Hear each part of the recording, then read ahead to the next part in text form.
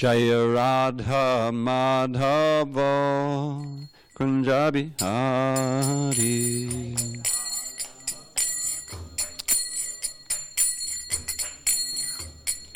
Jaya Radha Madhava Kunja Bihari.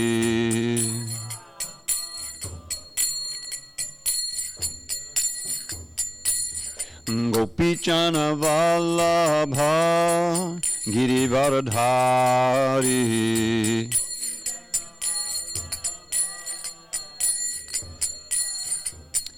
Jaya Gopichana Vallabha Girivaradhari.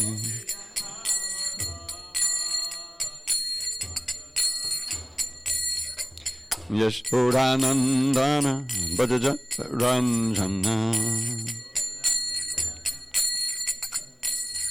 Yashodanandana Bhajaja Ranjana. Yamuna Tira Vanachari. Yamuna Tira Vanachari. Jaya Radha Madhava Kunja Bihari.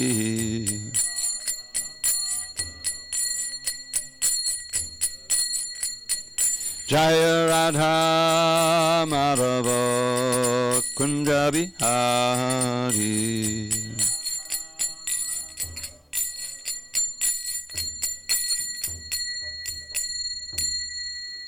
Jai Mishnapad Paramahansa Padurikacharya Ashtotar the Shri Srimad Divine Grace Srila A.C. Bhakti Vedanta Swami Prabhupada Ki Jai. ISKCON BBT Founder Acharya Srila Prabhupada Ki Jai. Jai Om Vishnupad Paramahansa Padurikacharya Ashtotar the Shri Srimad Divine Grace Srila Bhakti Siddhanta Saraswati Thakur Ki Jai. Ananda Koti Vaishnavini Ki Jai. Namacharya Srila Haridas Thakur Ki Jai. Grantharaj srimadbhagavatam Ki Jai. Samaveda Bhaktabinda Ki Jai. All glory to the assembled devotees. All glory to the assembled devotees. All glory to the assembled devotees. All glory to Shri Guru and Gauranga. Oh, okay. Can you get me a Bhagavad Gita? Bhagavad Gita. Glenn, you run and get me. Thank you. Narayanam namaskritya narang chaiva narottamam devim saraswatim vyasam tato jayamudiriye. Before reciting the Srimad Bhagavatam, which is our very means of conquest, we should offer our respectful obeisances unto Lord Narayan, the Supreme Personality of Godhead, unto Narayan Rishi, the supermost human being, unto Mother Saraswati, the goddess of learning, unto Srila Vyasadeva, the author, and unto Srila Prabhupada, the translator, commentator, and our spiritual master. Nashta prayesha bandreshu nityam bhagavata sevaya bhagavat yuttama shloke bhakti bhavati naishtaki. My regular attendance in classes on Srimad Bhagavatam, and by rendering devotional service to the pure devotee, all that is inauspicious within the heart is destroyed almost to nil, and loving devotion to the Supreme Lord, who is glorified in transcendental songs, is established as an irrevocable fact. Om Namo Bhagavate Vasudevaya. Om Namo Bhagavate Vasudevaya. Om Namo Bhagavate Vasudevaya. On the 7th day of August, 2019, in SanDiego, we're reading from Srimad Bhagavatam, translation and commentary by His Divine Grace A.C. Bhaktivedanta Swami Prabhupada. We are in Canto 4, entitled The Creation of the Fourth Order. Chapter 17, entitled Maharaj Prithu Becomes Angry at the Earth. And we'll read texts 10 and 11, but we'll just chant 10 together.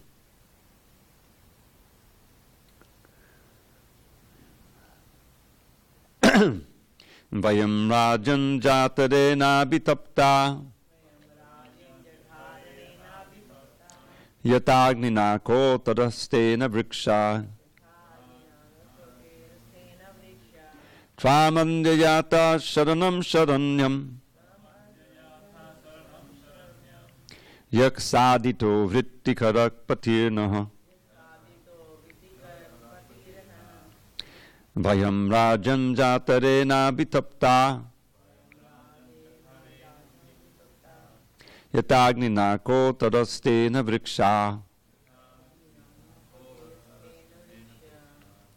tvamandayata sharanam sharanyam yaksadito vrittikarak patirnaha. Okay, now the first two lines are a little irregular. I don't think one of these lines is exactly like any of the other. So try to follow.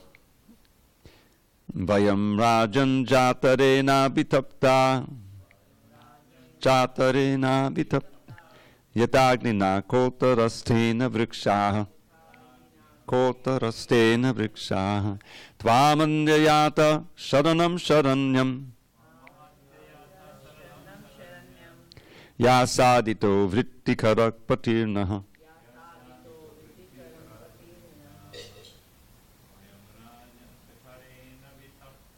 Vayam rajan jatarena bitapta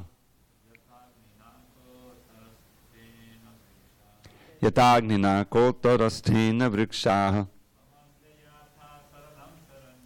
tvamandayata sharanam sharanyam yaksadhito vrittikarak patirnaha. See, you're initiated.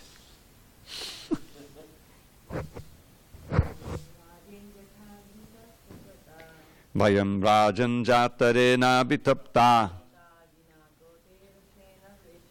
yatagnina kotarasthena vrikshaha tvamandayata sharanam sharanyam yaksadito vrittikarak patirnaha. Jamal. Vayam rajan jatarena bitapta yatagnina kotarasthena vrikshaha tvamandayata sharanam sharanyam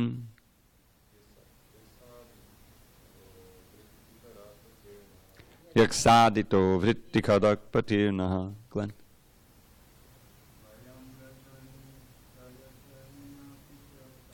Vayam rajan jatarena bitapta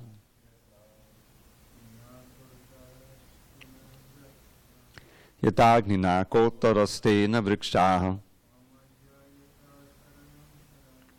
tvamandayata sharanam sharanyam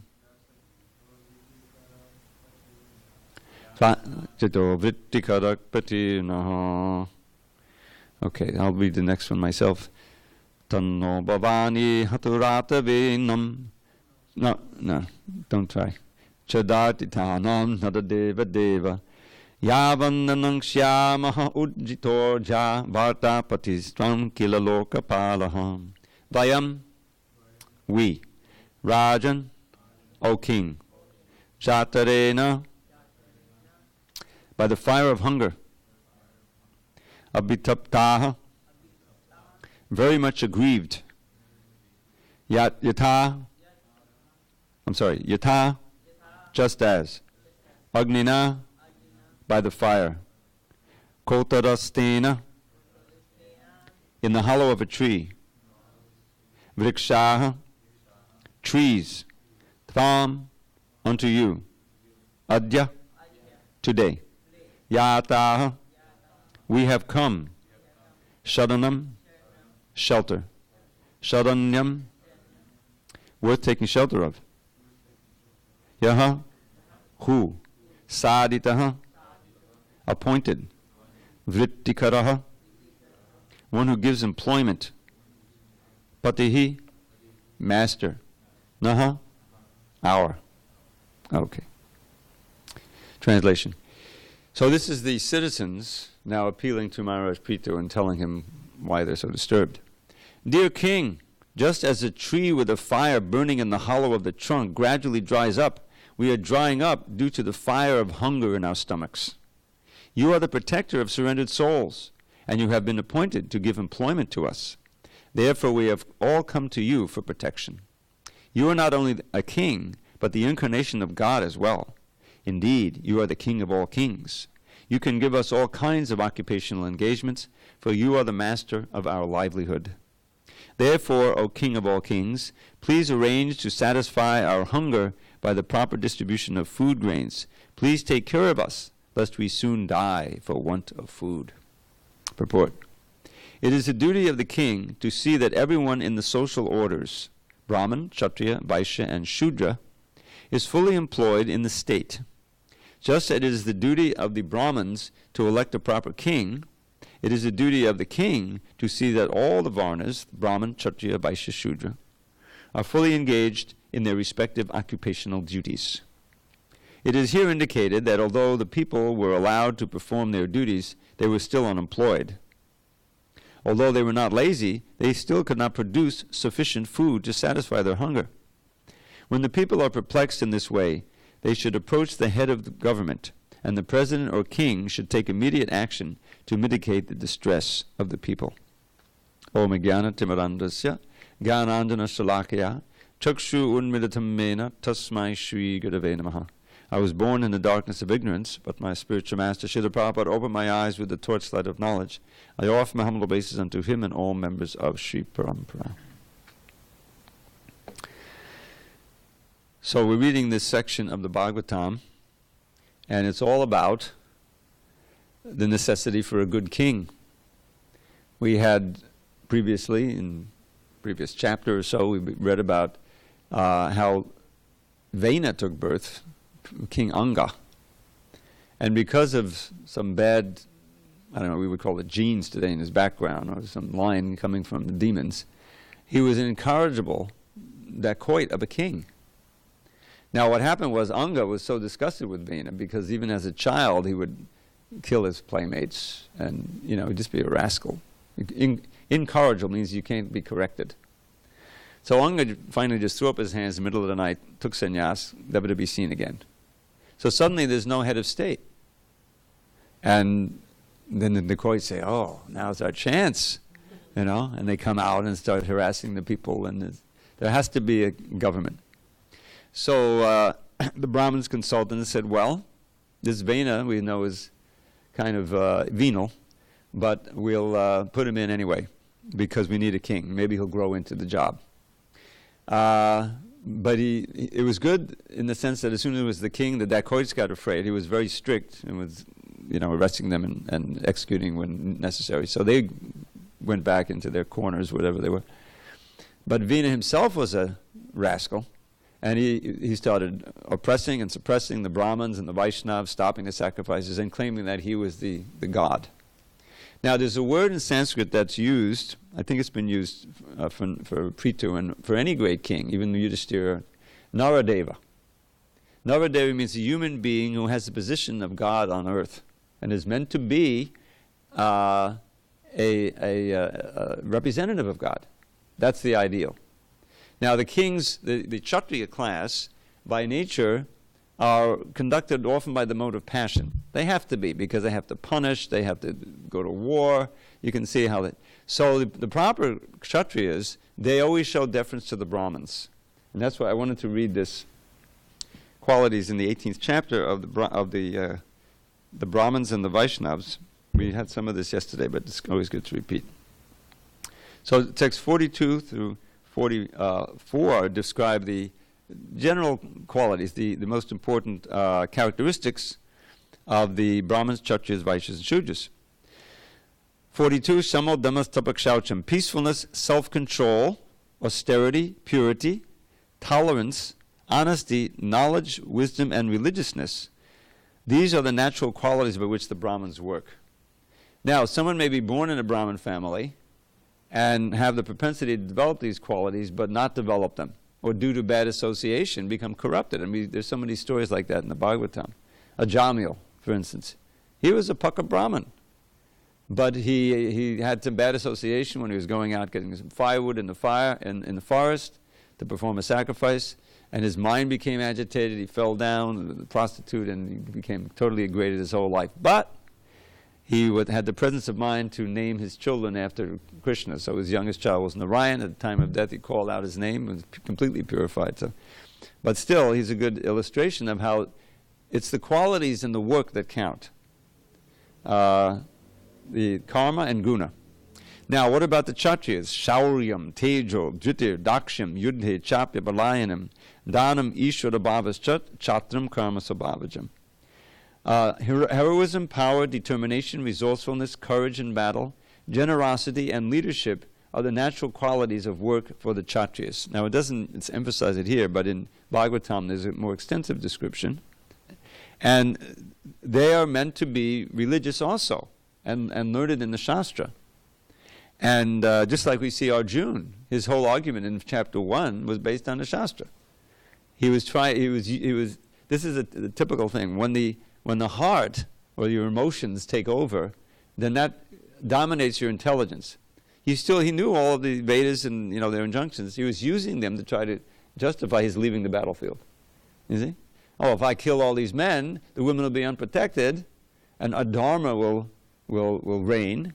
They'll be polluted, and unwanted children will come, and I'll be responsible. The heck with it, I'm going to the forest. You see? He was basing that on Vedic injunction. But that's not how they're supposed to be religious. They're meant to be deferential to the Brahmins. And the Brahmins, because they are meant to be austere, tapaha, you see, and clean, both in and their hearts as well. If the Brahmins, the intellectual class, are truly learned in the Shastra, and they're tolerant, and they're austere, then they can't be bought out or extorted by the Kshatriya class. Because the Kshatriyas tend to get into the mode of passion and ignorance, and they need to be chastised by the Brahmins. Here we see in the Bhagavatam actually killed. They took that extreme step with Vina because it was creating havoc everywhere. But if the Brahmin class has been corrupted through money, and position, which is what we see today, then they first of all, they lose their connection with the actual Dharma, and their good intelligence is brought into the service of the nefarious Kshatriyas who become demons. And that's what we see. So much intellectual power has been engaged in producing new weapons and refining the old weapons. I remember during the war, I don't remember personally, but I know the history, there was this project. What was it called? I forget these things. To build the atom bomb? There's a name for it. But what is it? Manhattan Project. Thank you. And all the big scientists were engaged. It was all secret. But like Robert Oppenheimer, he was in charge of it. He had some affinity for the Gita. Do you know that? Bhagavad Gita? Yeah. I mean, these intellectuals, they go far afield sometimes. They dabble in all kinds of things. And he came in touch with the Eastern philosophy. Bhagavad Gita has many translations, Prabhupada says, throughout the last 200 years. And famously, when the first bomb was exploded in Alamogordo, New Mexico, I think it was probably 44 or early 45. And these guys, they weren't sure that it wasn't going to blow up the whole universe. They thought it's a possibility because, they start the chain reaction and everything can blow up. So, but we got to do it anyway because the Nazis will get it first. So they're all in their bunkers, watching it was going to blow up, and you've seen pictures of the atom bomb. You can imagine what they thought, So immediately, you know what he did? He quoted a verse from the 11th chapter. Kalosmi loka chayakrit pavidho, where Arjuna, he asks Krishna, the universal form of Krishna, who are you anyway? He didn't recognize, he's like, who are you? So Krishna answers, Kalosmi, I am time. I have come to destroy the whole world, destroyer of the worlds. So this is what he thought this atom bomb was like, But still, all this intellectual power, this qualification is being used for ugra karma. Plus, you have the brightest and the sharpest of the guys. They get into Wall Street. They become quants. They manipulating the stock prices and the computers so you can make $1 million, $1 billion. I want to become a billionaire. So much. What happens? It's the corruption of the Brahminical class. That's the point. So here we have the ideal king in Prithu, and he is heroism, power, determination, resourcefulness, courage in battle, generosity, and leadership are natural qualities. So what is his main focus here? Not on how he can exploit his position for material gain, not on building himself up and demonically taking the position of God, Even though he was a Shaktivesh avatar, he was, of course, worshipping the Supreme Personality of God. But he's very concerned with the condition of the praja, of the citizens in general. And they were suffering like anything because the earth was withholding its fruitfulness. The gross ignorance of the modern society, as Kali Yuga progresses so rapidly, is that we think that we can bring nature under control, exploit her, and then have unlimited expansion of material things and build up the cities and technology and all this. And those who are a little sane, they can say, "What are you kidding? You're polluting the oceans. You're warm. The Arctic is melting. Cities like Miami and New York are going to practically be unlivable in a short number of years. It's not that by the end of the century, that's when we first heard. Forget it. 12 years, because where I lived in Miami, I lived on Miami Beach, which is like right on the ocean, It's actually anyway. There's a little island, off the coast, a long island that's formed by years and years of sediment or something. So that's where we're living. To get to the mainland, you had to go over a causeway, to go over a little, bay like. So I lived there for 6 years, and from '83 to '89, and literally I could see out of my window the ocean. We were on the ocean. There was a temple that actually had been a hotel. It was bought. It was called Govinda's Vaikuntha Building, which is a little rasabas, but anyway, that's what it was. I didn't name it that. And that's where we put out the Bhagavatam. On the 4th floor, we had the whole 4th floor. We had the production. It was a lot harder in those days. There was no desktop publishing. Everything was big computers and everything. So, the weather was ideal in the winter. In the summer, it got a little hot and humid. You can imagine Miami. All right, and I came here in '89, and this was really perfect weather, especially this time. I just came around this time, August, September, 72 to 76. The whole every day. Wow, So, but now what is this like? That was 30 years ago. Now, because of global warming, the ocean has risen a little bit. Even a few millimeters can be a lot. And now, even on perfectly sunny days, the high tide comes, and the street that I lived on, Collins Avenue, which is very famous for those who know Miami, gets flooded. Water comes up there. They've got to spend billions of dollars to raise all the roads a couple of feet, a foot or two.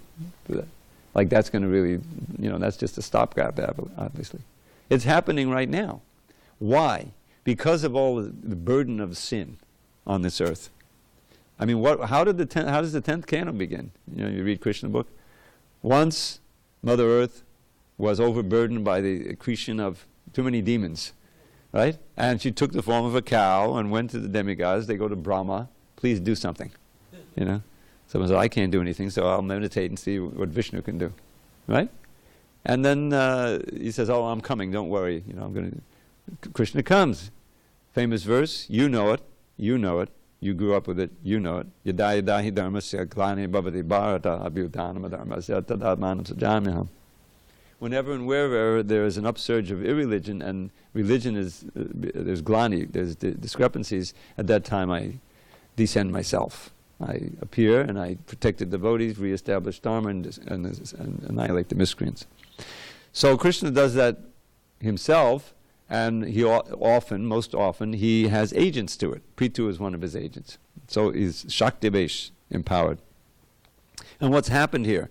Because of the predations of Vena, the earth stopped giving grain. In other words, there's drought, and for whatever reason, people aren't getting enough food. And we see they're burned. The fire of they're burning up with hunger. They become skinny. It's described in a previous verse. So there's an emergency. So what are they going to do? You know, they appeal to the king, they appeal to the leader, do something. Now, today, of course, we have big governments with billions and trillions of dollars, you know, but it's all being misspent. I remember when the Iraq War began. I mean, that wasn't so far ago, 2003. I remember when the first one happened in 1990. That was like the thing with Kuwait, and then it first started happening. But the one that when it was 2003, it was totally a war of choice. We were in absolute no danger from Iraq. They tried to convince us that they had weapons of mass destruction. People had dreams of atom bombs blowing up and biological weapons. Oh, okay, we got to go. It was a complete lie, and they assured us, the oil from Iraq will pay for it. Would be no problem. It's that war, and what we've occupation and trying to building and wasted money, $5 trillion down into the rat hole, wasted completely. Can you imagine what good? Have you noticed? I've noticed that the roads right here in SanDiego are terrible. They've gotten worse. The uneven riding, and in different parts of the state they're much worse. That's just one part of the infrastructure that's collapsing. Bridges, every so often a bridge collapses. The water aquifers, the whole water system needs to be fixed. That money is supposed to be spent for the infrastructure, but no, it's completely wasted, given to these so-called defense companies. So the point is, Kali Yuga, as described in the 12th canto, produces a series of kings or executive heads who are progressively more demonic and don't care a whit about the people. And we have our dear leader today. Everyone knows he's a sociopath, racist. It's a disaster. Because yad acharati shreshas tatadeve tarojana. Whatever a great man does, great meaning and great position, not necessarily, the people in general follow. And so you've always got crazies in any society who can be encouraged and fired up and empowered to do their insane thing. And we just saw it last weekend with these massacres. Bhadrin Rai Maharaj was telling him this morning about the Rath Yatra, and that there was a decrease in attendance. He actually mentioned that to me on the procession. And I said, I don't know if it's more or less, But it turned out there were like 25% less. Although the revenues were up, they were able to, it was a success in that regard. But why? People are afraid to go out in groups now because of that crazy massacres. There's always some nuts in any society. But the difference in our society is that everybody has guns. There's more guns than people. There's 320 million people, and there's more than that guns. Of course, some people have a lot of guns. And so, you walk around, I'm thinking, well, somebody could come in here. Think, who are these crazies, whatever. You never know what's going to happen. So it's incumbent upon the leadership, not just the one king, but the whole government, to say things and spread, philosophy and words and speeches, and for the peace and prosperity of the people. We have just the opposite today. So what is Preeta going to do? Well, we're going to find out. There any questions on this? And I can click and read another verse, or maybe a couple of verses here. All right, I'll go on to a few. Text 12. After hearing this lamentation and seeing the pitiable condition of the citizens, King Prithu contemplated this matter for a long time to see if he could find out the underlying causes. So this is the duty of the executive. Having arrived at a conclusion, the king took up his bow and arrow, and you know what he did? He aimed it at the earth. And aimed them at the earth exactly like Shiva, who destroys the whole world out of anger. Purport. King Prithu found out the cause for the scarcity of food grains. He could understand that it was not the people's fault, for they were not lazy in executing their duties. Rather, the earth was not producing sufficient food grains. This indicates that the earth can produce sufficiently if everything is properly arranged, but sometimes the earth can refuse to produce food grains for various reasons. The theory that there is a scarcity of food grains due to an increase of population is not a very sound theory. There are other causes that enable the earth to produce profusely or to stop producing. King Prithu found out the proper causes and took necessary steps immediately. Next verse. When the earth saw that King Prithu was taking his bow and arrow to kill her, she became very much afraid and began to tremble. She then began to flee, exactly like a deer, which runs very swiftly when followed by a hunter. Being afraid of King Prithu, she took the shape of a cow and began to run. Purport. Just as a mother produces various children, both male and female, the womb of Mother Earth produces all kinds of living entities in various shapes. Thus it is possible for Mother Earth to take on innumerable shapes. At this time, in order to avoid the wrath of King Prithu, she took the shape of a cow. Since the cow was never to be killed, Mother Earth thought it wise to take the shape of a cow in order to avoid King Prithu's arrows. King Prithu, however, could understand this fact, and therefore he did not stop chasing the cow-shaped earth. So this is a very dramatic pastime. And basically what we're hearing here is the responsibility of a genuine leader. They have to be, first of all, they have to understand their place as representatives of God on earth. And so who gets to be a king? Well, someone who has Ishvara Bhava, that's one of the qualities, who has the nature of a controller, who it's in their blood. We call it maybe charisma, something, a natural leader. The Shudras don't have it, the Vaishyas don't. The Shudras just want to serve, they're good with their hands. The Vaishyas make money or farm, somehow they produce value, added value that they can then distribute, pay taxes. The Kshatriyas, they're natural leaders and fighters, and so they have this controlling power. It can be misused, obviously. They can be tyrants or they can be demons. But when it's used properly, it's a necessary part of a society so that people can do their duties with confidence and peace and peace and prosperity and go back to Godhead. The whole idea is that the king's other responsibility is to make sure that people are being trained in devotional service.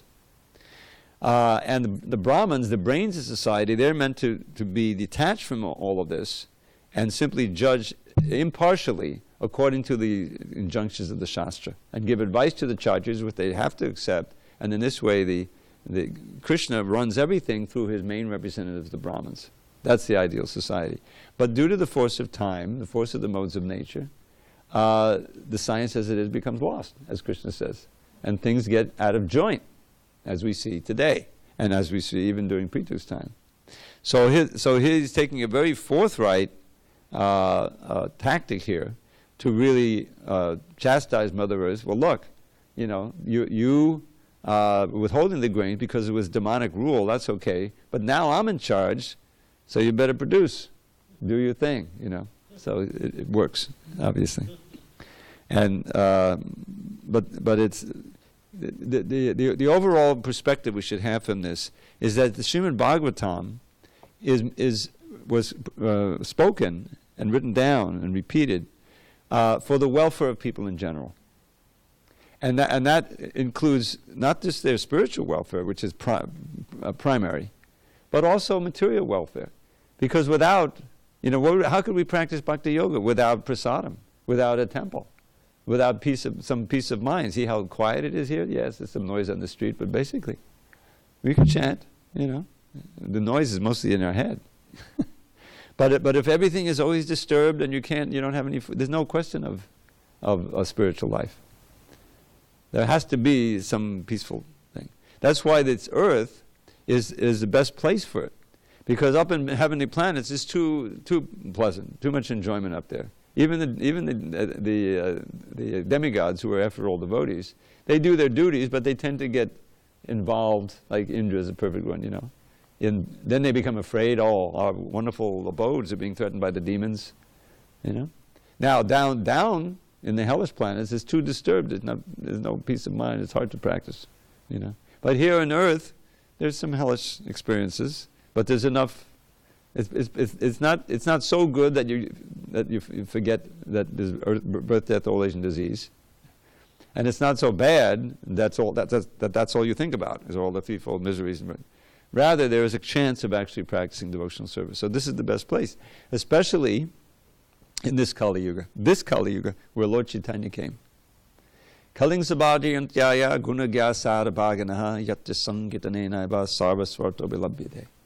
That those who are Aryans, who know the value of things, progressive values of life, and who are wise, they worship this Kali Yuga.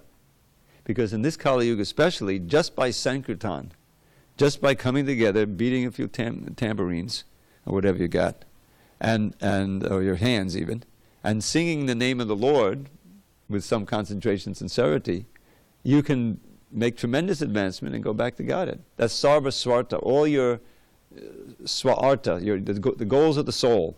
In other words, your real goals in life should be, as we were reading in the 16th chapter last night, to achieve ultimate happiness, perfection, and the supreme goal of life.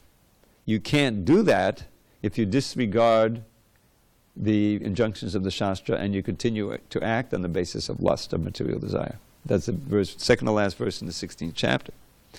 So we have facility in this on this plane. We see how bad it is. We know that we're not going to live very long. We should be sober about that. But at the same time, there's a Hare Krishna movement is here by Prabhupada's effort. And you can go to, especially here in the West, you can go to the temple. Nobody's going to say no. Beads are for sale. There's plenty of prasadam. Hare Krishna, Hare Krishna. So this is, Krishna's mercy, Lord Chaitanya's mercy on us. But we should be aware of the dangers of this. Kashmir and India are now going at it. That's the end of the world. Prabhupada said the next war will probably start between Kashmir and India, between Pakistan and India over Kashmir. They've both got atom bombs now.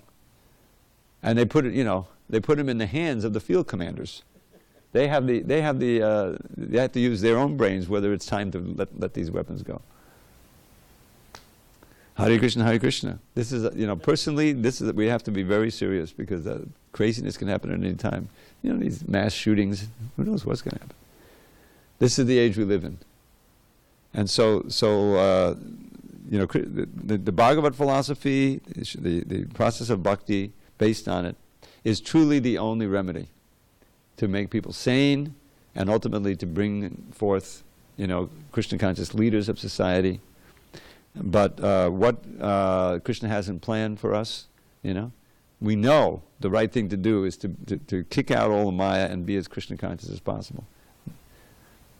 Because there's no assurance of tomorrow, what to speak of 10 years, 20 years, 30 years, 40 years.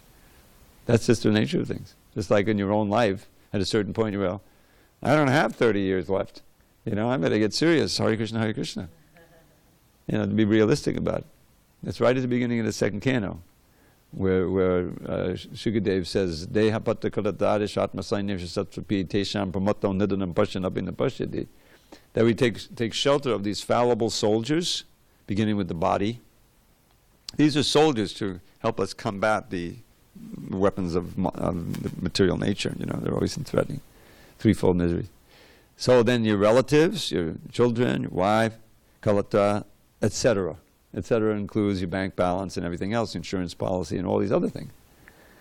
So he says these are our atma sainyeshu. These are our soldiers to protect the soul, to protect the atma means body, mind, soul, everything. But unfortunately, they're asatsu. They're fallible. They're also, cannot really protect. But we think they can.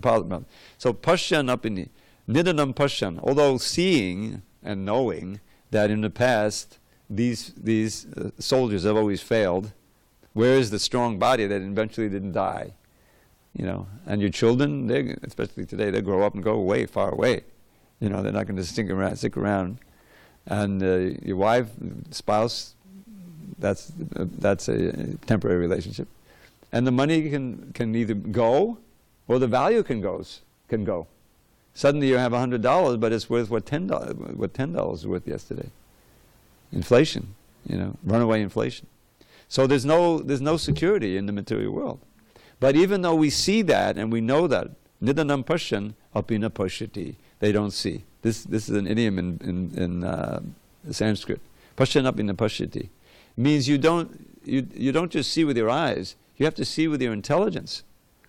And inform the intelligence by the Shastra, and then you see through the eyes. Just like in the 11th canto, there's this nice passage where Krishna begins his Uddhava Gita by telling of this story of a great saint who was just lying in the forest, and I forget who comes and asks him, how did you get so realized? You can tell.